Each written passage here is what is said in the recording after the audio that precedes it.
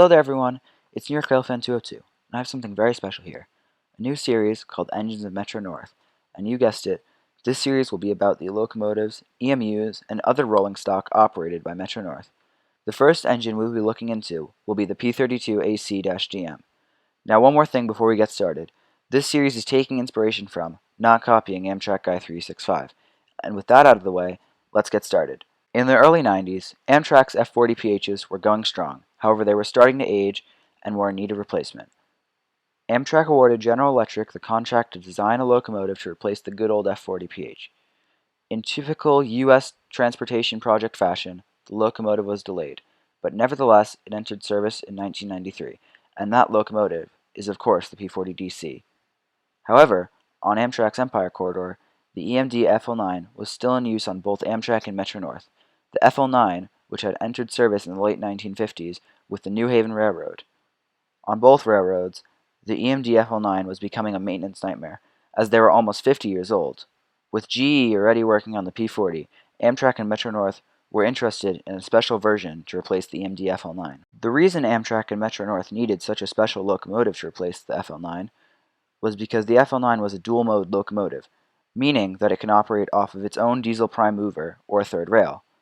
The major New York City stations, such as Grand Central Terminal and Penn Station, have a restriction where diesel engines cannot be operated in these stations under normal circumstances. Therefore, meaning a dual-mode locomotive was needed to get around the restriction to operate trains from unelectrified lines into the two stations. Amtrak and Metro North were desperate for a replacement for the old FL9, as there was no other diesel locomotive with the necessary capability on offer from an American locomotive manufacturer. So they were stuck with the FL9 until the P32AC-DM came along. The P32AC-DM is in the Genesis series of locomotives. However, it does differ from the P40 and the later P42.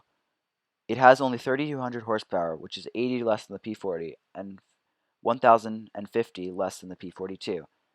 It also uses alternating current traction motors rather than the direct current of the P40 and P42. The locomotive also has an escape hatch in the nose of the locomotive, and even though it was built around the same time as the P40 and has less horsepower, it has a top speed of 110 miles per hour. However, when operating under third rail, the locomotive is limited to 60 miles an hour. The locomotive also lacks a door on the rear of the locomotive, meaning that there is no access to a trailing engine or the first car directly from the locomotive. Now on to the name. The P32AC-DM has a P meaning passenger, 32 standing for 3,200 horsepower, the AC standing for alternating current traction, and DM meaning dual mode. The locomotives have K5 LA air horns. Amtrak and Metro North locomotives used to differ in that Metro North locomotives were the only ones with escape hatches in the nose of the locomotive. However, due to the Amtrak Grand Central reroute in summer 2018, the entire Amtrak fleet had hatches cut into their noses. The reason for this is that the two tunnels into Grand Central are too narrow to open the side doors of the locomotive. So if there was a fire or any other emergency where the engineer would need to leave the locomotive, they couldn't. Obviously, this is the problem, meaning that the engine had to have escape hatches to allow the engineer to escape the locomotive if they needed to. Metro North started receiving the first of their fleet in 1995, and they received their last one in 1998.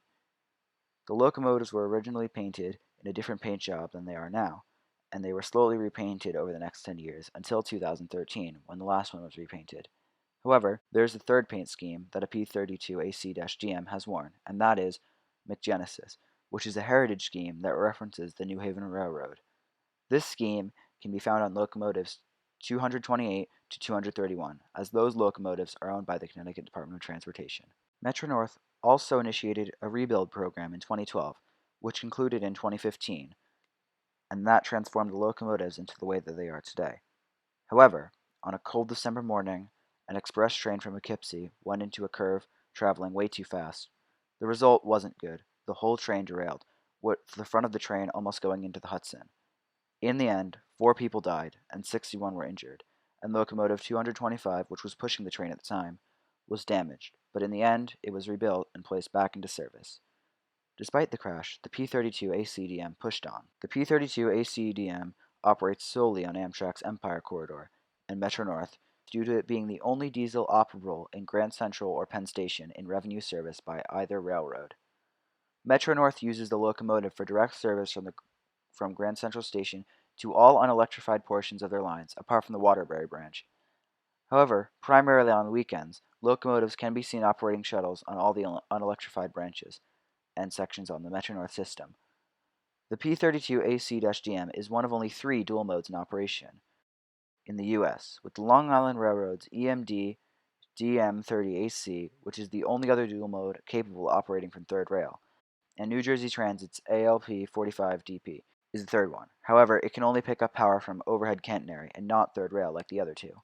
The P32AC-DM is a locomotive that serves a niche market in New York City area only. Their fate is unknown as locomotives have been operating for almost 25 years, with New York State pushing interest in a dual-mode version of the Siemens Charger, and Metro-North already expressing interest in the diesel-only version of the Siemens Charger on its west of Hudson lines, it is likely that the Charger will end up taking over the P32AC-DM's job as well. However, I would say that locomotives have at least 5 years before the Chargers start showing up. Thank you for watching. If I could have done anything better, please let me know down in the comment section below. If you want to choose what engine will be done in the next episode, be sure to vote in the top right of the screen. Be sure to subscribe to my channel for more content like this, and leave a like to let me know how much you appreciated this video. And I hope to see you soon in 2 weeks in the next video. Goodbye.